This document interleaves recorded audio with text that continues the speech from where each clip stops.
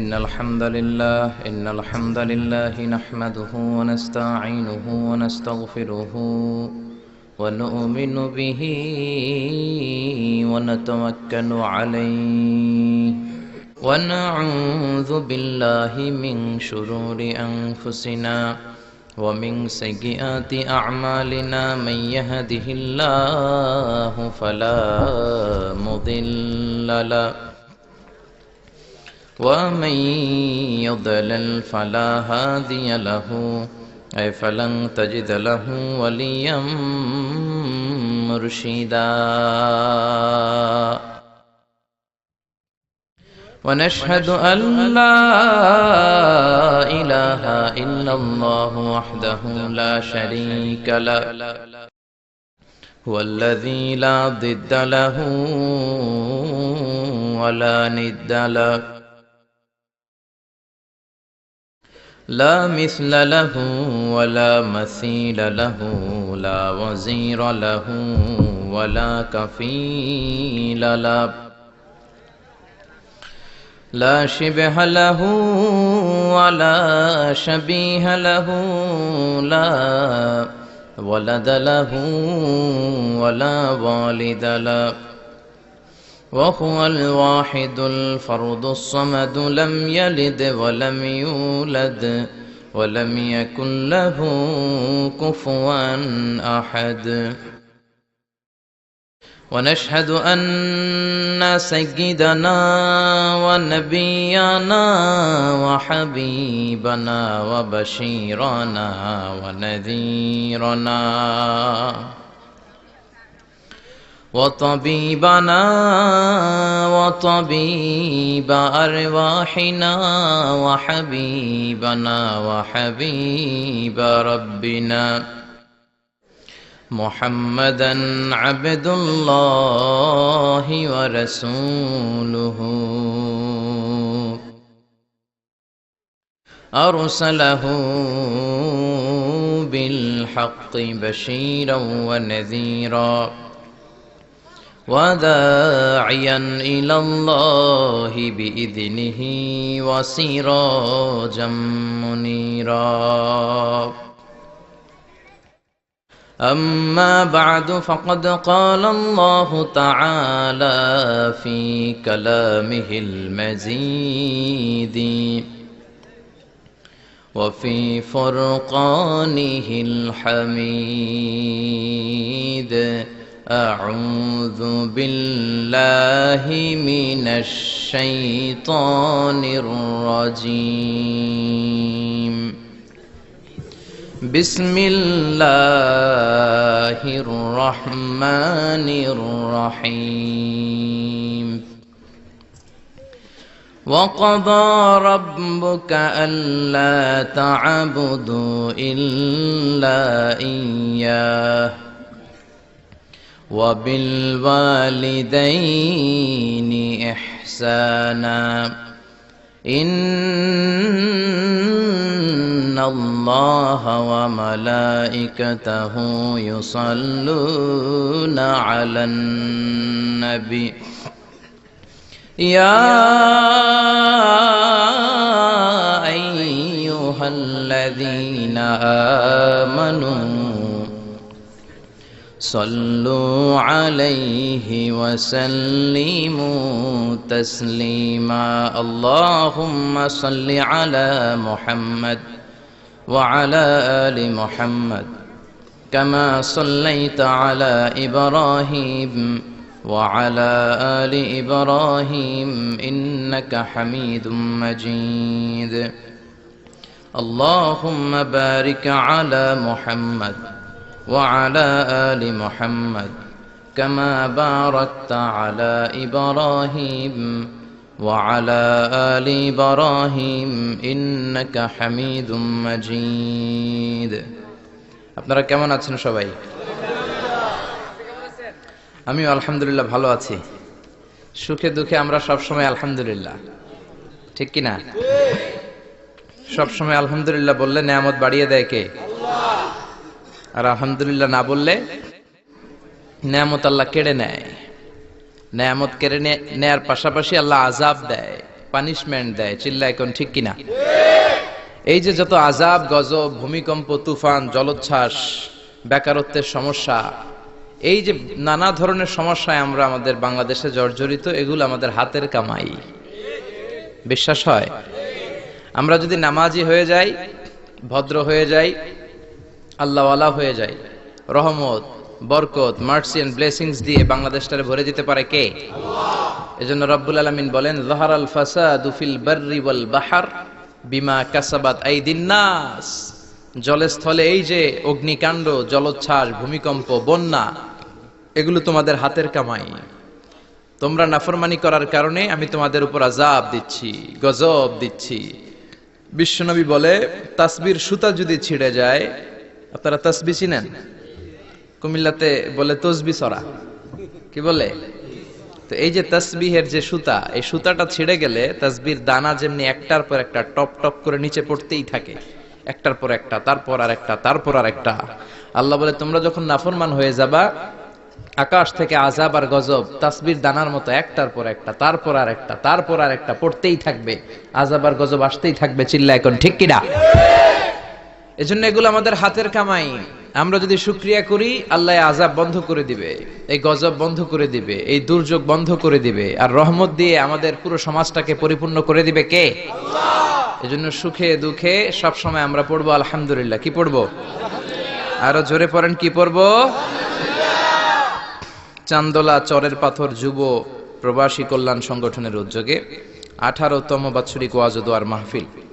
আজকের প্রোগ্রামের সভাপতি জনাব মোহাম্মদ হাজী আব্দুল বারেক, চরের পাথর। কোরআনের বাণীর এমন একটা সম্মোহনী শক্তি আল্লাহ তাআলা কোরআনের ভেতর দিয়েছেন, এর কারণে কোরআনের কথা শুধু আমরা শুনলে আমাদের হৃদয় যে শুধু ঠান্ডা হয় এমনটা নয়, অমুসলিমরাও যদি কোরআনের কথা শুনে অমুসলিমদের অন্তরটারেও ঠান্ডা করে দেয় কে? আপনারা মিশরের কারি আব্দুল বাসেতের নাম শুনেছেন? ওনাকে নিয়ে মিশরের প্রেসিডেন্ট জামাল আব্দুল নাসের একবার সোভিয়েত ইউনিয়নে গিয়েছিল, যেটাকে আমরা বর্তমানে বলি রাশিয়া। কি বলি? রাশিয়া। তৎকালীন সময় এটা ছিল সোভিয়েত ইউনিয়ন, এখন এটা হয়েছে রাশিয়া। তো রাশিয়াতে যাওয়ার পরে মিশরের প্রেসিডেন্ট জামাল আব্দুল নাসের ওনার সব প্রেসিডেন্টদেরকে রাশিয়ার প্রেসিডেন্টের কাছে পরিচয় করায় দিচ্ছে যে এটা আমার হোম মিনিস্টার, এটা আমার ফিনান্স মিনিস্টার, এটা আমার এডুকেশন মিনিস্টার, এটা এই মন্ত্রী, এটা ওই মন্ত্রী, এটা ওই মন্ত্রী। তো সব মন্ত্রীরা সুটেড বুটেড, প্যান্ট পরা, শার্ট পরা, টাই পরা, ব্লেজার পরা। কিন্তু কারি আব্দুল বাসেত ব্লেজার পরতেন না, উনি জুব্বা পরতেন। তো রাশিয়ার প্রেসিডেন্ট বলে, আপনার এইটা আবার কোন মন্ত্রী? সব মন্ত্রীর পোশাক একরকম, এর পোশাক আরেক রকম, এটা কোন মন্ত্রী? জামাল আব্দুল নাসির বলে, এটা আমাদের কোন মন্ত্রী নয়, এটা আমাদের দেশের কারি, এটা আমাদের দেশের কারি। রাশিয়ার প্রেসিডেন্ট বলে, কারি আবার কি? কারণ এরা কারি জিনিসটা কি এটা জানে না, এটা তারা বুঝে না। তো জামাল আব্দুল নাসির বলল যে আমাদের যে পবিত্র ধর্মগ্রন্থ আছে আল কোরআন আল কারীম, এই আল কোরআন আল কারীম উনি চমৎকার করে আবৃত্তি করতে পারে, আর আমরা সেটা শুনি, আমাদের হৃদয় ঠান্ডা হয়ে যায়। তো রাশিয়ার প্রেসিডেন্ট বলে, আজকে রাতে তো আমাদের একটা পার্টি আছে, নাইট পার্টি। কি পার্টি? এখানে নৈশ ভোজ হবে, খাওয়া দাওয়া হবে, আর হবে বেলি ড্যান্স। কি হবে? রুব্বানে নাচে কোমর দুলাইয়া, এই সব মুখস্থ। তো এই বেলি ড্যান্স হবে, এই বেলি ড্যান্স আমরা দেখবার, হুইস্কি খাবো, অ্যালকোহল খাবো, মদ খাবো। তো কারি আব্দুল বাসিত ইবনে আব্দুস সামাদকে রাজি করানো হলো। কারি আব্দুল বাসিত ইবনে আব্দুস সামাদ রাজি হলো। উনি গেলেন, যে হল রুমের ভেতরে বেলি ড্যান্স হয় ওখানে ওনার বসানো হলো।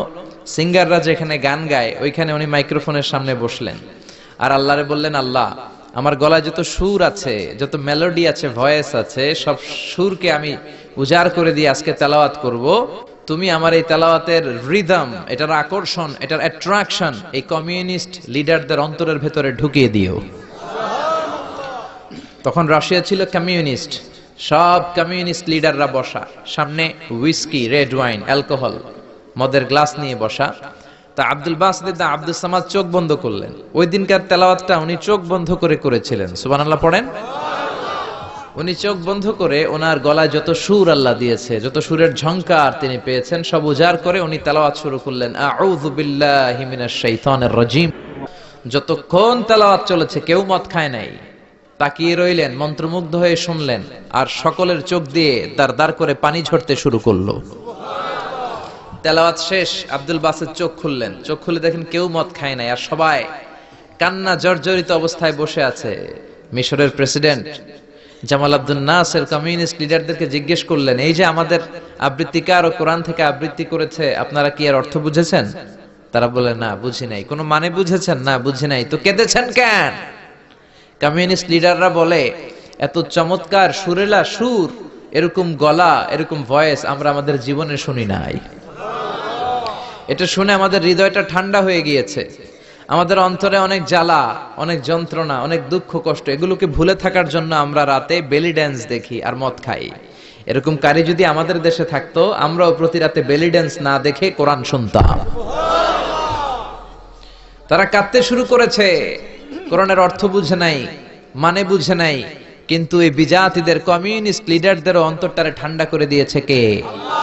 ওই কোরআন আমাদের কাছে আছে না নাই? নাকি আব্দুল বাসেত আরেকটা কোরআন থেকে তেলাওয়াত করেছিল? জোরে বলেন, এই কোরআনের কোনো চেঞ্জ হয়েছে? ১৫০০ বছরের এই লম্বা সময়ে কোরআনের একটা আয়াতও চেঞ্জ হয়েছে? একটা শব্দ, একটা অক্ষর, একটা জের জবর পরিবর্তন হয়েছে? জোরে বলেন, হয়েছে? এই কোরআনের মতো আরেকটা বই যদি আমরা পৃথিবীর সবাই মিলে বানাতে চাই, বানানো যাবে? জোরে বলেন, যাবে? আপনারা আহমদ দিদাদের নাম শুনেছেন? জাকির নায়েকের গুরু আহমদ দিদাদ একটা বই লিখেছেন, the ultimate miracle of the holy Quran. ওই বইতে তিনি উল্লেখ করেছেন, ইউনাইটেড স্টেটস অফ আমেরিকার কিছু বিজ্ঞানীরা সবচেয়ে পাওয়ারফুল যে কম্পিউটার, ক্রে 1 সুপার কম্পিউটার, এটা দিয়ে আমেরিকার মিলিটারিতে যারা চান্স পায়, মানে সেনাবাহিনীতে, তারা ম্যাথমেটিক্যাল ক্যালকুলেশন গুলো করার জন্য এই কম্পিউটার ব্যবহার করে। তো আমেরিকার বিজ্ঞানীরা, আহমদ দিদাত তার ultimate miracle of the Holi কোরআনে বলছেন যে কম্পিউটারের সব ইনফরমেশন গুলোকে কনসাইজ করে ওই ক্রে 1 সুপার কম্পিউটারের মাইক্রো চিপসের ভেতর ঢুকিয়ে কমান্ড করেছে, is it possible to create a book like Quran? ও কম্পিউটার, তুমি অ্যানালাইসিস করে বলো, এই কোরআনের মতো আরেকটা বই কি পৃথিবীর মানুষের বানানো সম্ভব? আপনারা বলছেন জি না, কিন্তু কম্পিউটার বলেছে ইয়েস, সম্ভব। It's possible, it's possible, but you need to spend more than 63 octillion years. সম্ভব, কিন্তু পৃথিবীর সব মানুষদেরকে 63 অক্ট্রিলিয়ন বছর বেঁচে থাকা লাগবে আর চেষ্টা করা লাগবে। এটা শুনে বিজ্ঞানীরা তো মহা খুশি, হোক না অক্ট্রিলিয়ন আর ফক্ট্রিলিয়ন, পারা তো যাবে। কিন্তু নিউমেরিক্যাল সায়েন্স বলে যে octillion is very dangerous to reach there. Octillion হচ্ছে এমন একটা সংখ্যা যেটা পর্যন্ত পৌঁছা মানুষের পক্ষে অসম্ভব। সংখ্যাতাত্ত্বিক নিয়ম আমাদেরকে শেখায় যে সংখ্যা শুরু হয় একক দিয়ে, তারপরে দশক, তারপরে শতক, তারপরে সহস্র, তারপর উজুদ, তারপরে লক্ষ, তারপরে নিযুত, তারপর কোটি, তারপর মিলিয়ন, বিলিয়ন, ফিলিয়ন, জিলিয়ন, তারপরে হচ্ছে অক্ট্রিলিয়ন। সুবহানাল্লাহ কইতে পারলেন না? এই 63 অক্ট্রিলিয়ন বছর আমাদের বাইসে থাকা লাগবে। আরে 63 বছরই তো আমরা হায়াত পাই না, ঠিক কি না? 63 অক্ট্রিলিয়ন বছর যদি পৃথিবীর সবগুলো মানুষ হায়াত পায় আর যদি চেষ্টা করে, তাহলে পারহ্যাপস, মেবি, সম্ভবত কোরআনের মতো আরেকটা বই বানালেও বানানো যেতে পারে। সর্বশেষ কম্পিউটারের স্ক্রিনে অ্যানালাইসিস শেষে, বিশ্লেষণ শেষে যে কথাটা এসেছে সেটা হচ্ছে, it's quite impossible to create a book like Quran. পৃথিবীর মানুষগুলোর 63 অক্ট্রিলিয়ন বছর বেঁচে থাকাও সম্ভব না, কোরআনের মতো আরেকটা বইও বানানো সম্ভব না। চিল্লায় বলেন ঠিক কিনা? ওই কোরআন আমাদের হাতে আজও আছে না নাই? The greatest resource of power, the book of books, পৃথিবীর সবচেয়ে সেরা বই। এই বইয়ের কপিগুলা যদি কেউ আগুন দিয়েও জ্বালায় দেয়, আমাদের হাফেজ ভাইদের কলিজার ভেতরে কোরআন আছে না নাই? যদি আগুন লেগে ধ্বংস হয়ে যায়,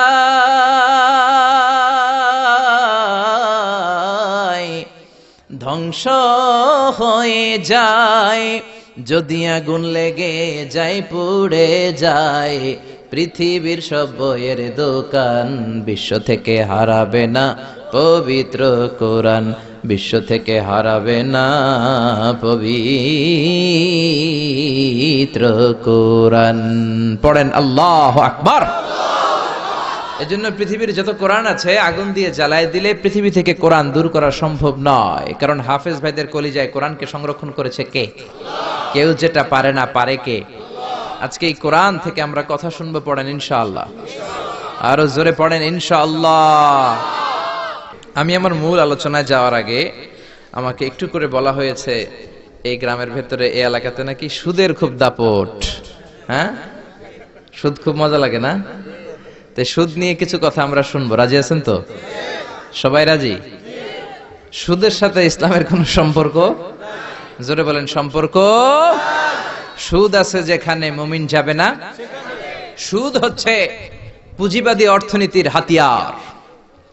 দমন নিপীড়নের মূল মাধ্যম হচ্ছে সুদ। এই সুদের কারণে যারা ধনী এরা শুধু ধনী হতে থাকে, আর যারা গরিব শুধু গরিবই হতে থাকে। ইসলাম চায় না যে রাস্তার এক পাশে পাঁচতলা আর এক পাশে থাকবে গাছতলা। চিল্লা এখন ঠিক কিনা? ইসলাম চায় কায়লা ইয়াকুনা দুলাতান বাইনাল আগনিয়াই মিনকুম, সম্পদ যাতে ধনীদের হাতে কুক্ষিগত হয়ে না থাকে, সম্পদের তারল্য যাতে সবার হাতে পৌঁছে যায়। এজন্য ইসলাম সুদকে করেছে হারাম আর ব্যবসাকে করেছে হালাল। চিল্লায় পড়েন আল্লাহু আকবার।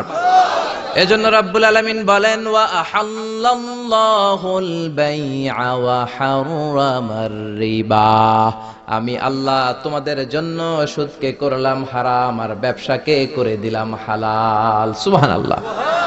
ব্যবসাকে হালাল করেছে কে? আর সুদকে হারাম করেছে কে? সুদের মধ্যে দেখা যায় অনেক লাভ, অনেক টাকা, অনেক বরকত, শুধু বেড়ে যায়। আল্লাহ বলে তোমাদের দৃষ্টিতে টাকা বেড়ে যায়, আমি আল্লাহর কাছে বাড়ে না। আর তোমরা যখন যাকাত দাও, দান করো, তোমাদের দৃষ্টিতে দেখা যায় টাকা কমে যায়, কিন্তু আমি আল্লাহর কাছে টাকা কমে না। সুবহানাল্লাহ। এজন্য সুদকে আল্লাহ নিশ্চিহ্ন করে দিবেন। ইয়ামহাকুল্লাহ ওয়া ইউরবিস সাদাকাত। আল্লাহ বলে আমি সুদকে নিশ্চিহ্ন করে দেব, সুদকে আমি ধ্বংস করে দেব, সুদের ভেতরে কোনো বরকত দেব না। আর ব্যবসা করলে সামান্য ব্যবসার ভেতরে বরকত ঢুকিয়ে দিবে কে? আল্লাহ। আরো জোরে বলেন কে? বিশ্বনবী সুদখোরদের উপর লানত দিয়েছে। কি দিয়েছে? লাআনা রাসূলুল্লাহ আকিলার রিবা ওয়া মুকিলাহু ওয়া কাতিবাহু ওয়া শাহিদাইহি। যারা সুদ খায়, যারা সুদ দেয়, যারা সুদের দলিল লেখক, যারা সুদের সাক্ষী থাকে, সবার উপরে বিশ্বনবী লানত দিয়েছে। জোরে পড়েন নাউযুবিল্লাহ। এজন্য খবরদার, সুদের সাথে মুসলমানদের কোনো সম্পর্ক। বিশ্বনবী বলেছেন আর রিবা সালাসু ওয়া সাবউনা বাবান, সুদের রয়েছে 73টা গুনাহ। কয়টা গুনাহ? আরো জোরে বলেন কয়টা? সুদের মধ্যে 73টা গুনাহ। আইসারুহা আইয়ান কাহার রাজুল উম্মা, 73টা গুনার মধ্যে সবচাইতে ছোট্ট গুনাহ হলো নিজের মায়ের সাথে জিনা করা। 73টা গুনাহ। আর সবচেয়ে ছোট গুনাহ হচ্ছে আইয়ান কাহার রাজুল উম্মা, ব্যক্তি তার মায়ের সাথে জিনা করবে। এটা যদি সবচেয়ে ছোট গুনাহ হয়, তাহলে বড় গুনার অবস্থা কি? বড় গুনাহটা কি জানার দরকার আছে না নাই? আল্লাহ সেটাও বলে দিলেন ফাযানু বিহারবিম মিনাল্লাহি ওয়া রাসূলিহি। সুদের সব নাই। আল্লাহ সুদ থেকে আমাদেরকে বাঁচাক। আল্লাহ আমাদের হালাল রিজিকে বরকত দিক। আরো জোরে পড়েন আমিন।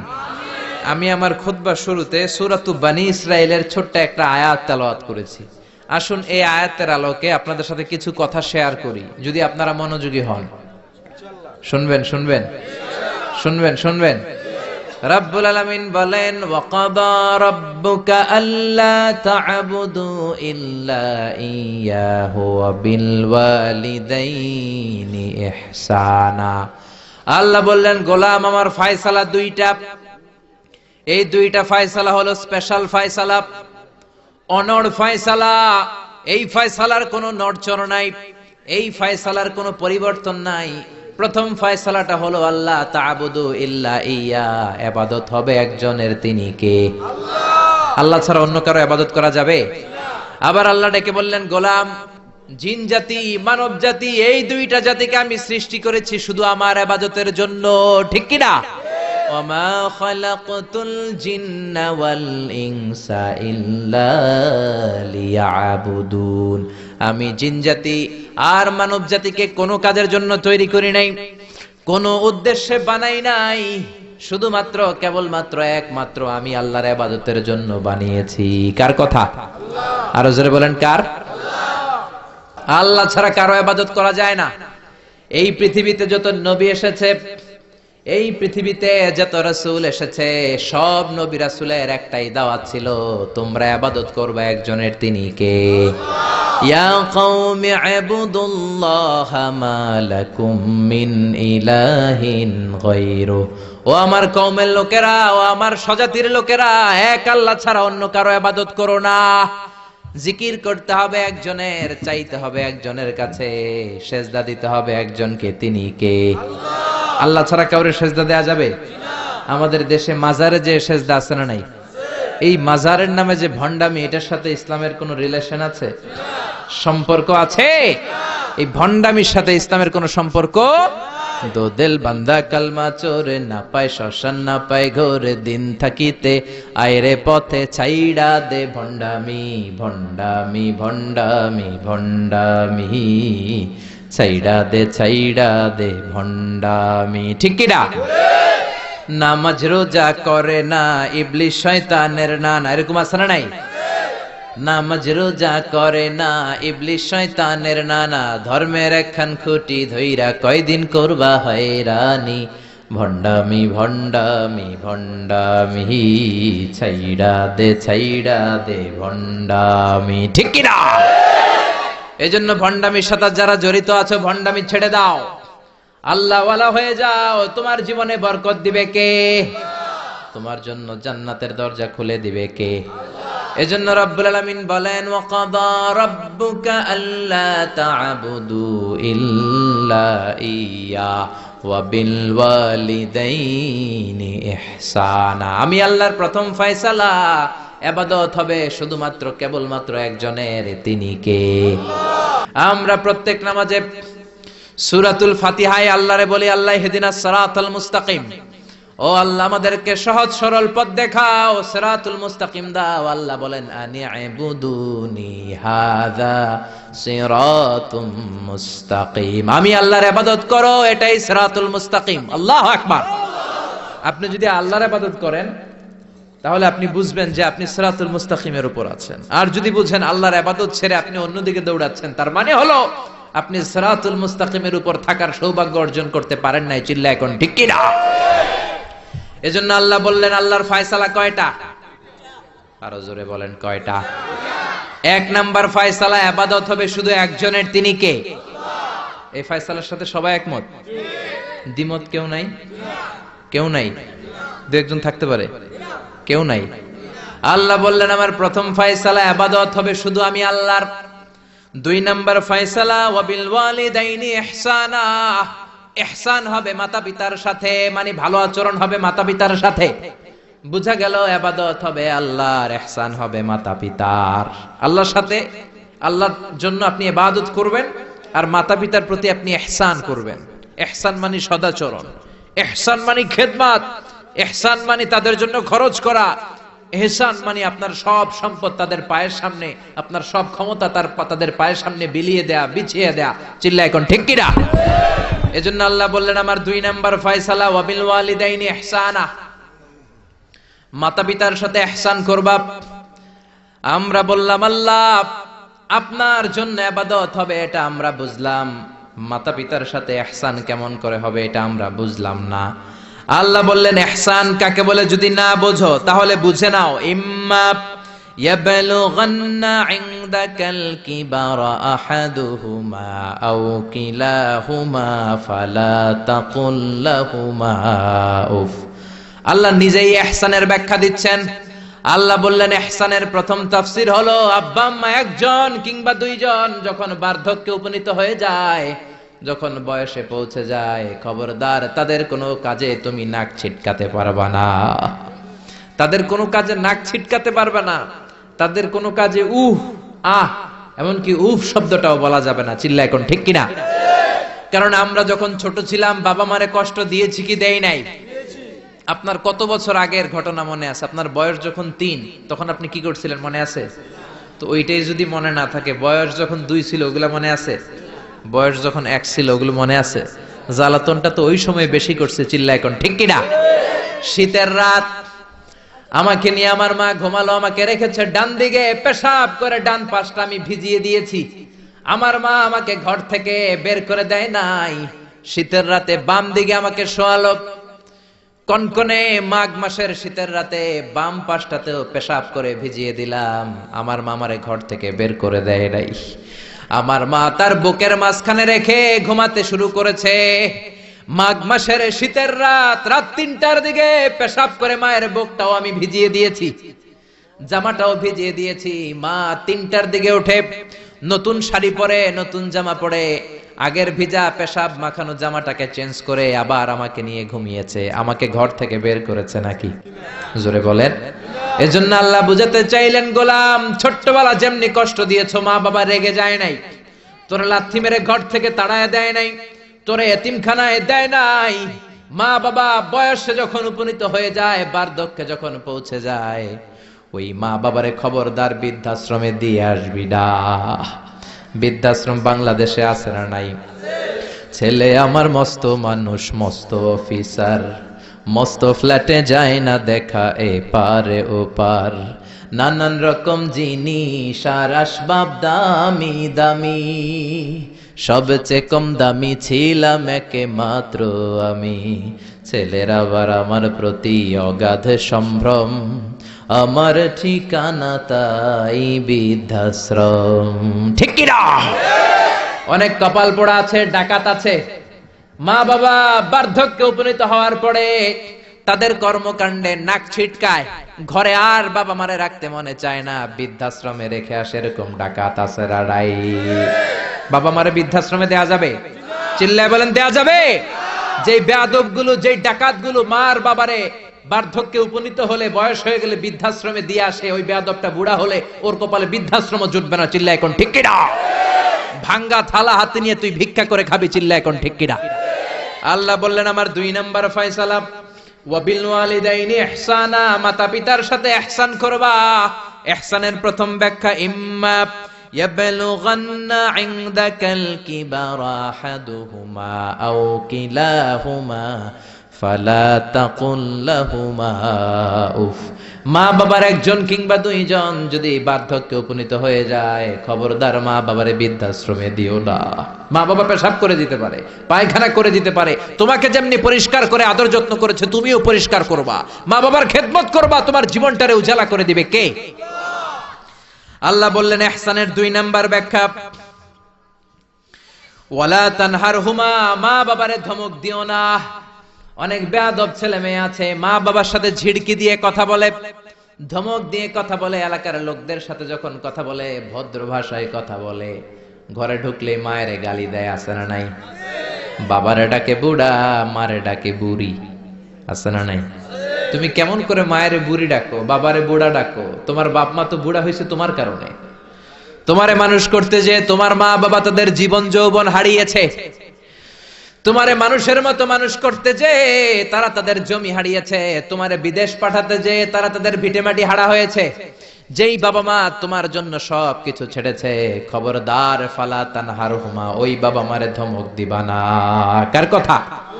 চিল্লায় বলেন কার? এরপর আল্লাহ বললেন ওয়ালা তানহারহুমা ওয়া কুল লাহুমা কওলান কারীমা, তাদেরকে ধমক দিবা না, বরং তাদের সাথে ভালো আচরণ করবা, কোমল ভাষায় কথা বলবা।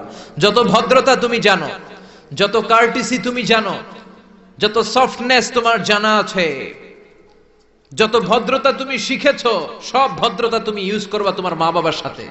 যত কোমল ভাষা তুমি জানো, যত শুদ্ধ কথা তুমি জানো, সব তোমার মা বাবার জন্য তুমি ইউজ করবা। চিল্লা এখন ঠিক কিনা?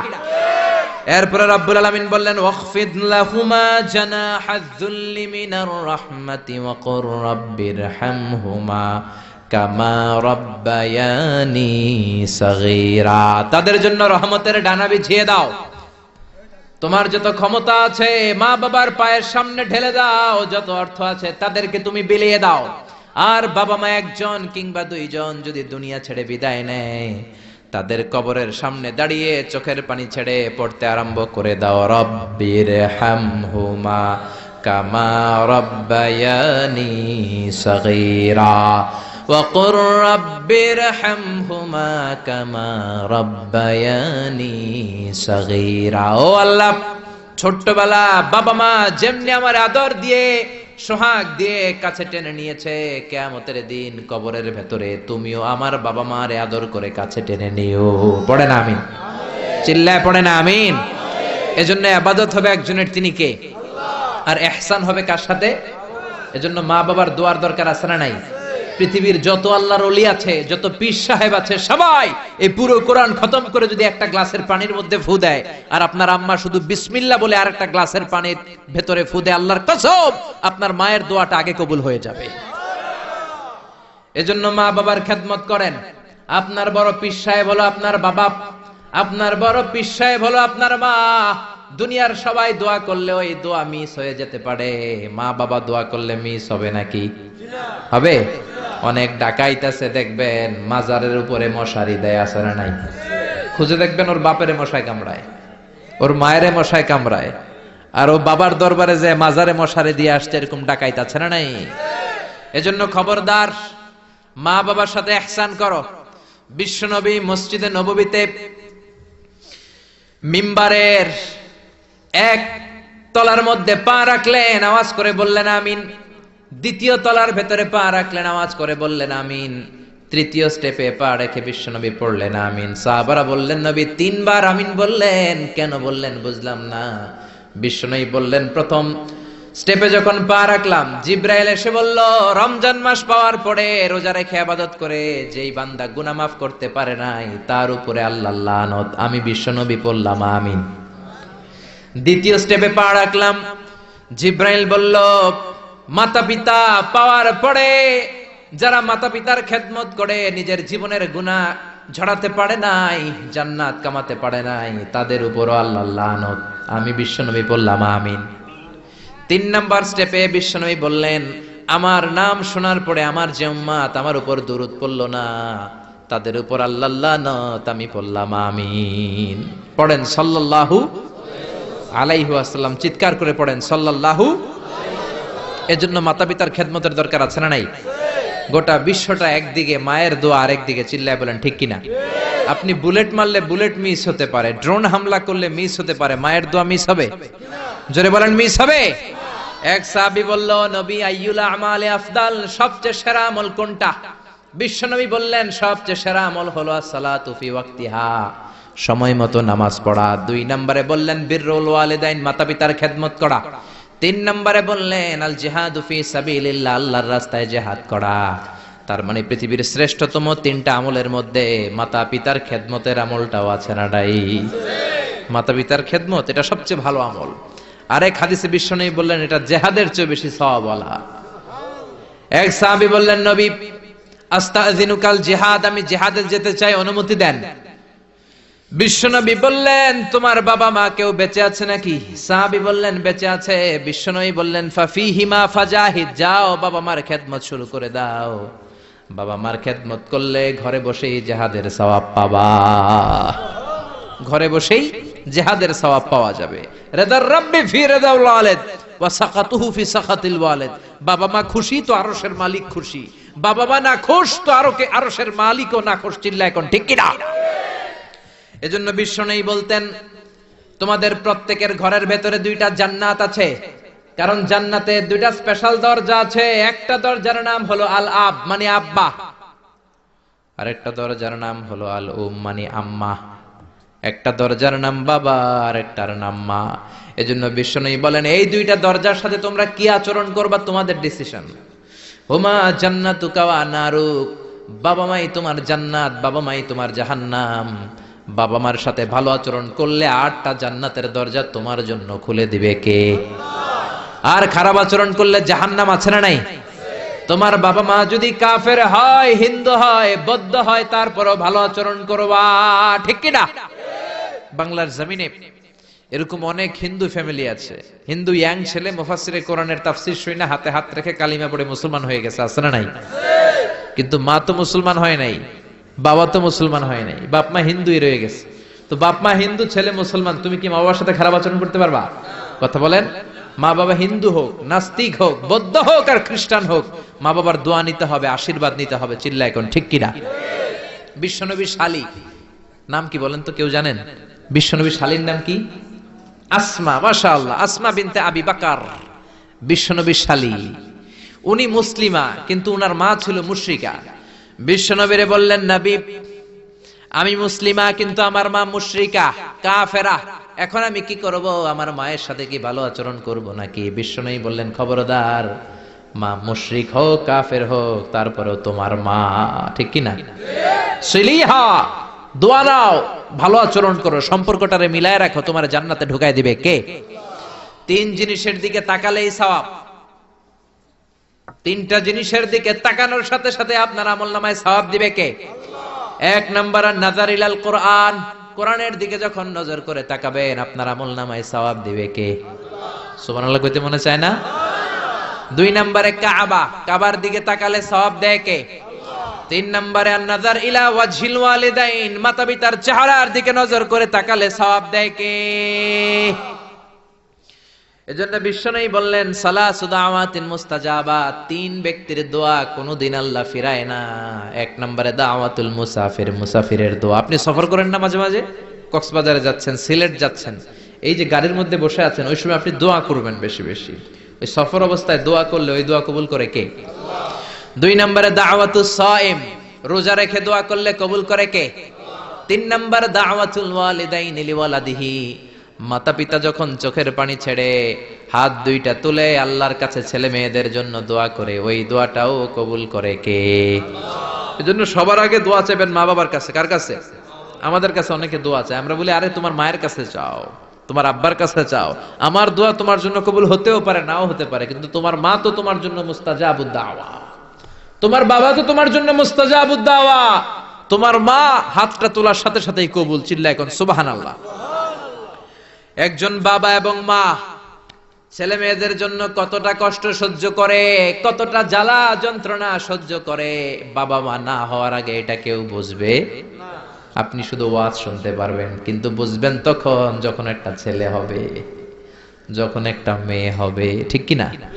এজন্য বিশ্বনবী বলতেন আল জান্নাতু তাহতা আকদামি উম্মাহাতিকুম, ও দুনিয়ার মানুষেরা শোনো শোনো, যেই জান্নাতের জন্য তোমরা পাগল, যেই জান্নাতের বর্ণনা শুনলে তোমাদের হৃদয় ঠান্ডা হয়ে যায়, যেই জান্নাতে যাওয়ার জন্য তোমরা ইবাদত করো, ওই জান্নাত থাকে তোমাদের মায়ের পায়ের তলায়। এই দুনিয়ার পুরুষ মানুষদের পায়ের নিচে থাকে জুতা, জুতার নিচে থাকে বালি, আর এই দুনিয়ার এক একটা মহিলার পায়ের নিচে থাকে তার ছেলে মেয়েদের জান্নাত। ওগো মা তুমি এই ধরনের শ্রেষ্ঠ নেয়ামত, তোমারই পদ তলে রয়েছে জান্নাত। ওগো মা তুমি এই ধরনের শ্রেষ্ঠ নেয়ামত, তোমারই পদ তলে রয়েছে জান্নাত। সুবহানাল্লাহ পড়েন। এই পৃথিবীটারে 100 বার বিক্রি করলে যে টাকা হবে, ওই টাকা দিয়ে জান্নাতের একটা চেয়ারের দাম হবে? সবাই বলেন হবে না। আচ্ছা, এই পৃথিবীটারে 5000 বার বিক্রি করলে যেই মূল্য বা টাকা পাওয়া যাবে, ওই টাকা দিয়া জান্নাতের একটা টেবিল কিনা যাবে? আর যেই 8টা জান্নাত মায়ের পায়ের নিচে পড়ে আছে, ওই পা দুইটার দাম আল্লাহর কাছে বেশি না কম? জোরে বলেন বেশি না কম? এই জন্য এক সাহাবী বললেন, নবী মান আহাক্কু বিহুসনি সাহাবাতি ইয়া রাসূলুল্লাহ, এই দুনিয়া এত মানুষ, এত বন্ধু, এত সাহাবী, এত লোক, কার সাথে ভালো আচরণ করব? বিশ্বনবী বললেন উম্মুকা, তোমার মায়ের সাথে। সুম্মা মান, তারপরে কার সাথে? তোমার মায়ের সাথে। তারপরে কার সাথে? তোমার মায়ের সাথে। 3 বার। আর এক হাদিসে আছে 4 বার বললেন তোমার মায়ের সাথে, 5ম বার বললেন তোমার পিতার সাথে। সুবহানাল্লাহ। মায়ের মর্যাদা 4 গুণ বেশি। কয় গুণ? এর কারণ আল্লাহ কোরআনে বলে দিলেন সূরা লোকমানে, হামালাতহু উম্মুহু, মায়ের মর্যাদা এত বেশি হওয়ার কারণ হলো বাবা তোমারে পেটে ধরে নাই, পেটে ধরেছে কে? ওয়াহানান আলা ওয়াহান, 10 মাস 10 দিন বাবা কষ্ট সহ্য করে নাই, করেছে কে? ওয়াফিসালুহু ফি আমাইন, 2 বছর বাবা তোমারে দুধ খাওয়ায় নাই, দুধ খাওয়ালো কে? কত লিটার দুধ, কত গ্যালন দুধ, কত কেজি দুধ মায়ের বুক থেকে আপনি খেয়ে খেয়ে সাবার করছেন 2 বছরে, কোনো হিসাব আছে? জোরে বলেন। বিশ্বনবী বললেন লাউ কাতাআতা জিলদাক, তোমার চামড়াটা কেটে কেটে রোদে শুকিয়েও যদি মায়ের 2 পায়ের 2টা জুতা বানিয়ে দাও, ছোট্টবেলায় 1 ঢোক দুধ যে তুমি খেয়েছো, সেই 1 ঢোক দুধের শোধ আদায় হবে নাকি? মায়ের একেধারে দুধের দাম, কাটিয়া গায়ের চাম, পাপোশ বানাইলেও ঋণের শোধ হবে না। এমন দরদি ভাবে কেউ হবে না আমার মা গো, এমন দরদি ভাবে কেউ হবে না আমার মাহাগো। পড়েন না আল্লাহু আকবার। বিশ্বনবীর সাহাবী নাম হলো আলকামা। কি নাম? সবাই বলেন কি নাম? আলকামা বিশ্বনবীর সাহাবী। ইন্তেকালের আগে আলকামার জিহ্বা দিয়ে কালেমা বেরোয় না। 3 দিন যাবত বিছানায় পড়ে আছে, মুমূর্ষ, মরে যাবে, কিন্তু জিহ্বা দিয়ে কালেমা বেরোয় না। বিশ্বনবী বলেছেন, লাকিনু মাউতাকুম লা ইলাহা ইল্লাল্লাহ। তোমরা মরণের আগে তোমাদের মুমূর্ষ রোগী মৃতদের সামনে লা ইলাহার তালকিন দাও। যখন দেখবেন আপনার চাচার রুহুটা বের হয়ে যাচ্ছে, দাদার রুহুটা বের হয়ে যাচ্ছে, বাবার রুহু বের হয়ে যাচ্ছে, তার শিয়রের সামনে, কানের সামনে বসে পড়তে আরম্ভ করবেন, লা ইলাহা লা ইলাহা ইল্লাল্লাহু মুহাম্মাদুর রাসূলুল্লাহ সাল্লাল্লাহু। কিন্তু বলবেন না এই কালেমা পড়ো, কালেমা পড়ো, কালেমা পড়েন, কালেমা পড়েন, এগুলো বলবেন না, শুধু তালকিন দিবেন। ওটা থেকেই উনি বুঝবেন, কারণ মৃত্যুর একটা কষ্ট আছে না নাই? মৃত্যুর যন্ত্রণায় সে অস্থির, আপনি জোরাজুরি করতেছেন কালেমা পড়, সে যদি বলে না পড়বো না, ঝামেলা আছে না নাই? এজন্য কানের সামনে শুধু তালকিন দিবেন। বিশ্বনবী বললেন, লাকিনু মাউতাকুম লা ইলাহা ইল্লাল্লাহ। তোমাদের মৃতদের সামনে, মুমূর্ষদের কানের সামনে শুধু লা ইলাহা পড়বা। ওনার বিবি, ওনার আত্মীয়রা আলকামা নামক সাহাবীর কানের সামনে লা ইলাহা পড়ে 3 দিন ধরে কালেমা বের হয় না। কখন যেন মরে যায়, বিশ্বনবীর কাছে পাঠানো হলো। বিশ্বনবী সুহাইব আর বেলাল 2 জন সাহাবীকে পাঠালেন। তারা যেও কালেমার তালকিন দিল, কিন্তু মুখ দিয়ে কালেমা বের হয় না। বিশ্বনবী আলকামার বিবিরে ডেকে পাঠালো, বিবি, আলকামার বিবি, তোমার স্বামী কেমন ছিল? বলে, আমার স্বামী অনেক বড় আল্লাহর ওলি ছিল, নামাজ ছাড়তো না, তেলাওয়াত ছাড়তো না, জিকির ছাড়তো না। বিশ্বনবী বললেন, আলকামার বাবা মা কেউ বেঁচে আছে নাকি? বিবি বলে, আলকামার মা বেঁচে আছে, ডাকো। আলকামার মা আসার পরে বিশ্বনবী বললেন, আপনার ছেলে কেমন ছিল? নামাজ পড়তো নাকি, রোজা করতো নাকি, জিকির করতো নাকি? আলকামার মা বলে, সবই করতো। আপনার সাথে কেমন আচরণ করতো? এটা বলার পরে মা আর কথা বলে না, শুধু চোখের পানি ছাড়ে। আলকামার মা বলে, নবী, আলকামার ব্যাপারে আমার মনে অনেক দুঃখ, কোনোদিন আমার কথা শুনে নাই, শুধু বিবির কথা শুনতো। বউরে প্রাধান্য দিত, আমার যত্ন নিত না, আমার কথা বেশি শুনতো না, এজন্য আমার মনে আলকামার ব্যাপারে অনেক জ্বালা। বিশ্বনবী বললেন, আপনার ছেলেরে মাফ করে দেন। রাগের চোটে আলকামার মা বলে, না, আমি মাফ করব না। বিশ্বনবী বললেন, ও সাহাবারা, লাকড়ি আনো, আগুন জ্বালাও, আলকামারে আমরা আগুনের উপর নিক্ষেপ করব। আগুন জ্বালানো হলো, সব সাহাবারা আলকামাকে ধরে আগুনের মধ্যে ফেলবে। ইন দা মিন টাইম দুঃখিনী মা বিশ্বনবীর পায়ের সামনে এসে বলে, ও নবী, আমার কলিজার টুকরাটারে আগুনে ফেলবেন না। ও নবী, আমার মনে আর কোনো জ্বালা নাই, আমার মনে আর কোনো দুঃখ নাই। আলকামা তো আমার নার ছেড়া ধন। 10 মাস 10 দিন আমার পেটে ছিল, আমার দেহ থেকে নিউট্রিশন নিয়ে, খাদ্য পুষ্টি নিয়ে আলকামা বড় হয়েছে। বেয়াদবি করেছে, কি হয়েছে? আমি আলকামারে মাফ করে দিলাম গো নবী। আলকামার মা, আলকামার শিয়রের সামনে দাঁড়িয়ে যখন মাফ করার ঘোষণা দিয়েছে, বিশ্বনবী সাক্ষী, সাহাবারা দাঁড়িয়ে আছে। আলকামা চিৎকার করে পড়তে আরম্ভ করলো, লা ইলাহা ইল্লাল্লাহু মুহাম্মাদুর রাসূলুল্লাহ সাল্লাল্লাহু আলাইহি ওয়াসাল্লাম। আল কালিমা তাইয়্যিবা চিৎকার করে পড়ার সাথে সাথে তার রূহ কবজ হয়ে গেল। চিল্লায় পড়েন আল্লাহু আকবার। এজন্য মায়ের দোয়া বড় দোয়া, বাবার দোয়া বড় দোয়া। মা বাবা দোয়া করলেও কবুল, বদদোয়া করলেও কবুল। মা বাবার শুধু যদি দোয়াটাই কবুল হতো তাহলে টেনশন নাই, দোয়া করে না তো কি হয়েছে। কিন্তু বদদোয়া করলেও কবুল করে নেয় কে? আল্লাহ। দোয়া করলেও কবুল, বদদোয়া করলেও। সাইয়েদনা ইব্রাহিম আলাইহিস সালাম সাইয়েদনা ইসমাঈল আর হাজরাকে, আরবিতে নাম হলো হাজার, রেখে গেলেন মক্কায়। উনার বিবি হাজরা ইন্তেকাল করলো, ছোট্ট দুধের শিশু, উনার পায়ের ধাক্কায় জামজামের পানি বের হলো, বড় হতে লাগলেন। শৈশব পেরিয়ে কৈশোর, কৈশোর পেরিয়ে যৌবন, তাগড়া যুবক। তখন জুরহুম নামক একটা কওমের একটা মেয়েকে তিনি বিয়ে করলেন। বিয়ে করে সুখের সংসার শুরু করলেন আল্লাহর আদেশে।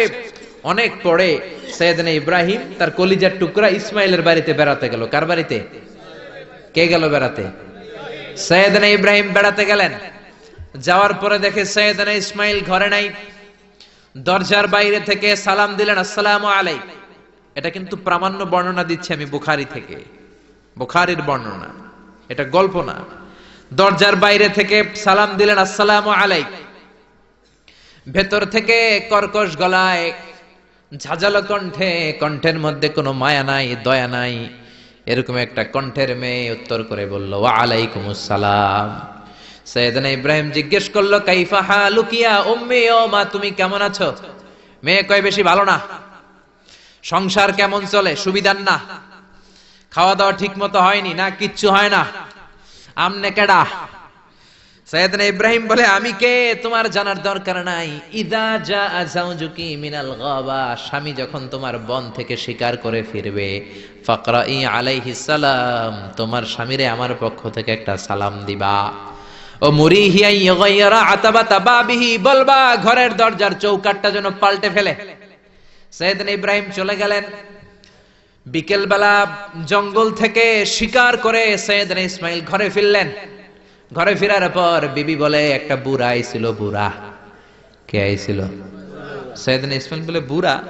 বুড়া মানুষ আবার আমার ঘরে আসবে কেন? কেন আসছে? আপনারে সালাম দিছে, ওয়া আলাইকুমুস সালাম। আর কি বলছে? বলেছে আপনি যেন ঘরের দরজার চৌকাঠ পাল্টে ফেলেন। ও মিয়া, চোর বোঝে চোরের সিগন্যাল, পুলিশ বোঝে পুলিশের সিগন্যাল, নবী বোঝে নবীর সিগন্যাল, ঠিক কিনা? সাইয়েদনা ইসমাইল তো বুঝে ফেললেন, কিরে ঘরের দরজার চৌকাঠ পাল্টে ফেলো, এরকম রূপক কথা, মেটাফরিক্যাল ইঙ্গিত দুনিয়ার সাধারণ মানুষ দিতে পারে না। চিৎকার দিয়ে বিবিরে বললেন, ও কপাল পুড়ি, তুই কি করলি? নিজের কপাল পুড়লি, নিজের কপালে নিজে কুড়াল দিলি। যেই লোকটারে বুড়া বুড়া বলে সম্বোধন করলি, ওই লোকটার কেউ নয়, আমার জন্মদাতা পিতা, এই জামানার সবচেয়ে বড় পয়গম্বর ইব্রাহিম খলিল। আমার বাবা যে সিগন্যাল দিয়েছে, এটা তো গ্রিন সিগন্যাল না, এটা রেড সিগন্যাল। তার মানে তোর তালাক দিতে বলেছে, গেট আউট, গেট আউট, ডিভোর্সিও তালাক দিয়ে দিলাম, যা। আপনার আব্বাও যদি বলে তোমার বউরও তালাক দিয়ে দাও, দিয়ে দিবেন নাকি? এবার দিয়ে দিয়েন না। আপনার বাবাও বাবা, ইসমাইলের বাবা ইব্রাহিমও, কথা বলেন। সাইয়েদনা ইব্রাহিম ছিলেন আল্লাহর জালিল কাদের পয়গম্বর। আকাশ থেকে ওহী আসলে নবীরা কথা বলে, মন গড়া নবীরা কিছু বলে না।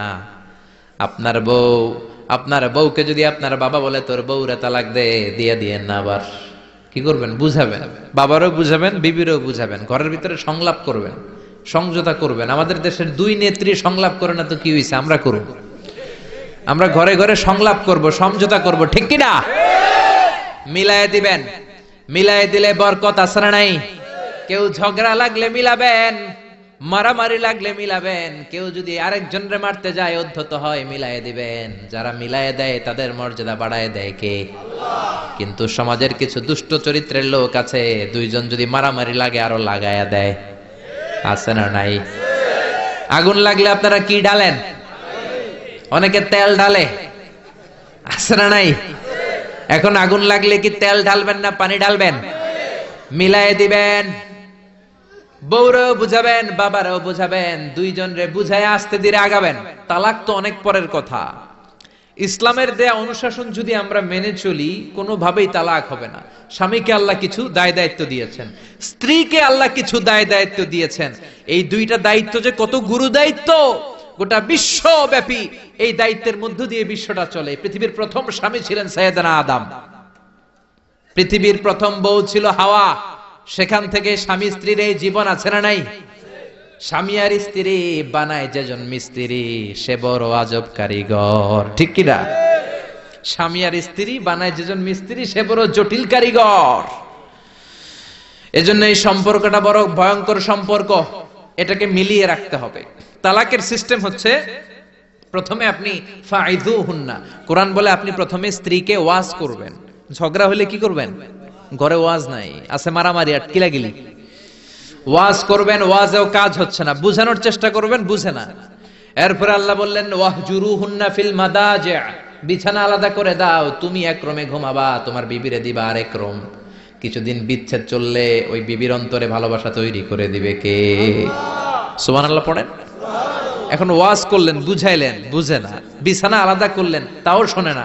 এবার ওয়াদ্রিবুহুন্না, কোরআন বলল বউরে শাসন করো। অনেকে বলে বউরে পিটাও, না, পিটানোর কথা বলে নাই।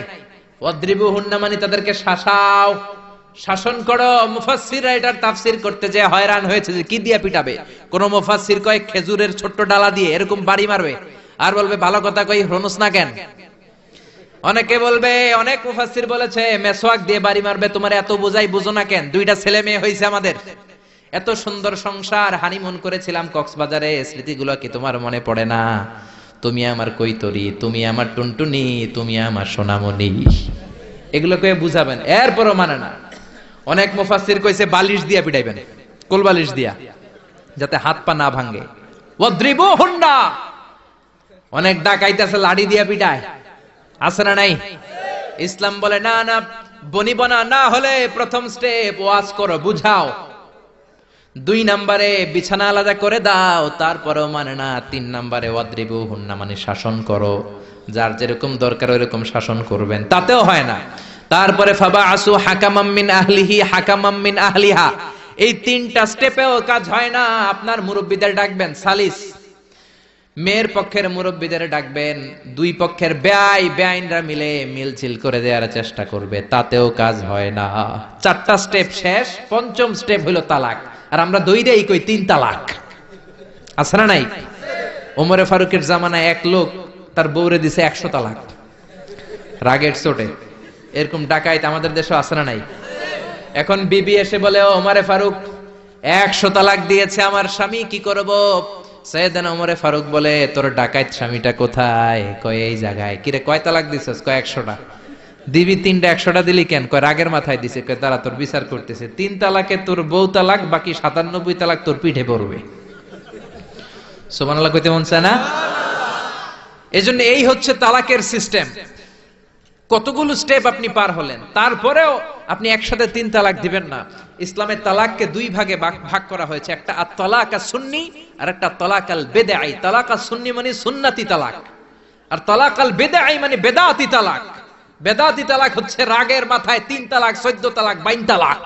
কিন্তু তালাক সুন্নি, সুন্নাত সম্মত তালাক হচ্ছে আপনার বিবি যখন পবিত্র, মানে যখন পিরিয়ড হচ্ছে না, ওরকম একটা পবিত্র সময় তারে আপনি তালাক দিবেন। 1 মাসের সময় আছে, একটা তালাক দিবেন, 1 মাসের ডিউরেশন, এর মধ্যে বিবির আবার নিয়ে আসতে পারবেন, কোনো সমস্যা নাই। সুবহানাল্লাহ পড়েন।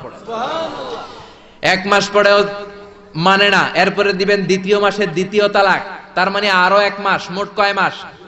2 মাস পরেও মিলমিশ হয় না, তারপরে 3য় মাসে তালাক দিলেন।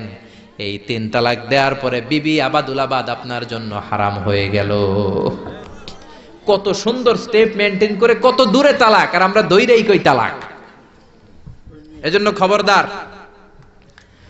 সাইয়েদনা ইসমাইল বললেন, কপাল পুল্লি তুই, যারে বুড়া বলে গালি দিলি আসলে বুড়া নয়, এই লোকটাই আমার বাবা ইব্রাহিম খলিল। আমার বাবা বলেছে তোরে তালাক দিতে, গেট আউট, গেট আউট, তালাক দিয়ে দিলাম তোরে, যা ভাগ।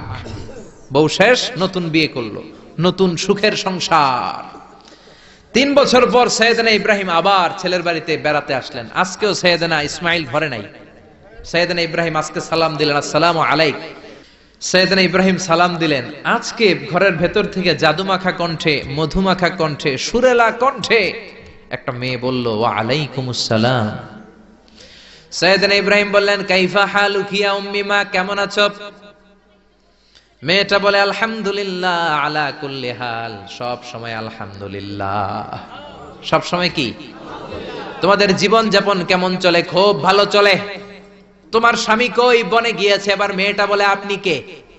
সাইয়েদনা ইব্রাহিম বলে, আমার পরিচয় দেব না। মেয়েটা বলে, আপনার পরিচয় না দিল আপনার সাথে কথা বলবো না। আমরা স্বামী স্ত্রী 2 জন থাকি মরুভূমির মাঝখানে, আমাদের খোঁজ খবর নেওয়ার কেউ নাই।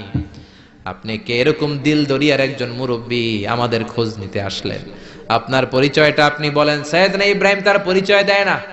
মেয়ে বলে, পরিচয় না দিলে আমি কথাও কই না।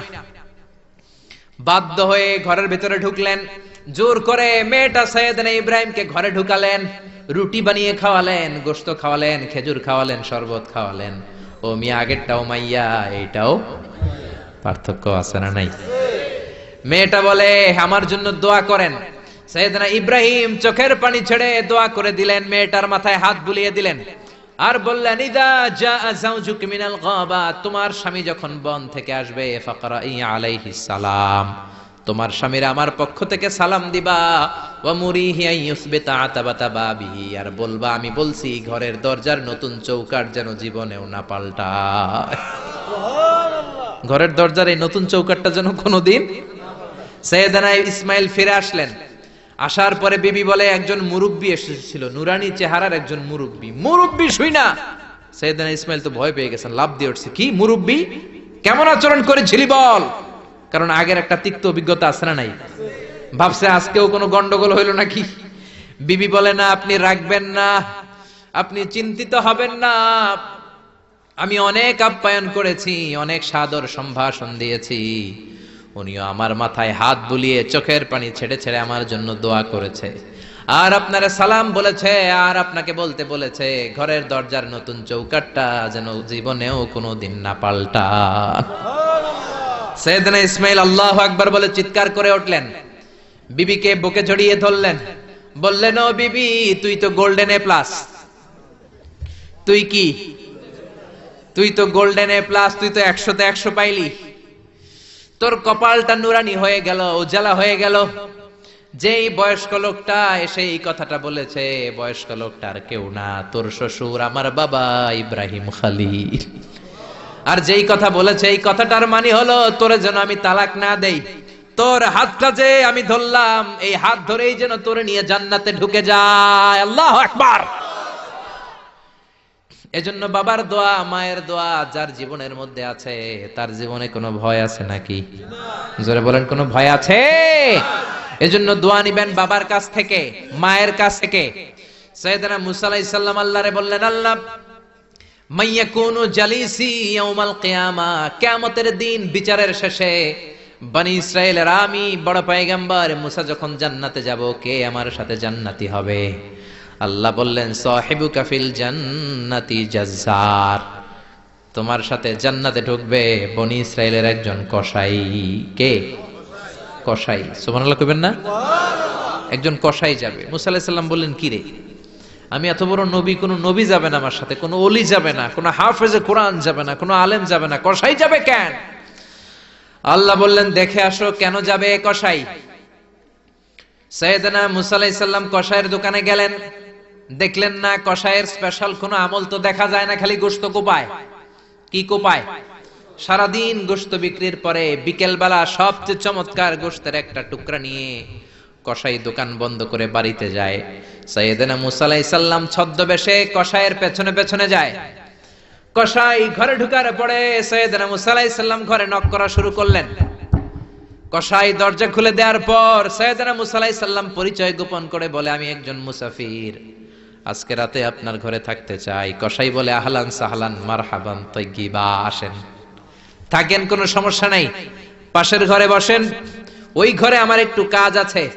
পাশের ঘরে যে মাচা থেকে একটা বৃদ্ধা মহিলাকে নামিয়ে নিজ হাতে গোসল করিয়ে গোশত কেটে রান্না করে রুটি দিয়ে মহিলাটারে খাওয়ানোর পর মহিলাটা হাতের মধ্যে আঁচলটা টেনে চোখের পানি ছেড়ে বিড়বিড় করে কি যেন দোয়া করে।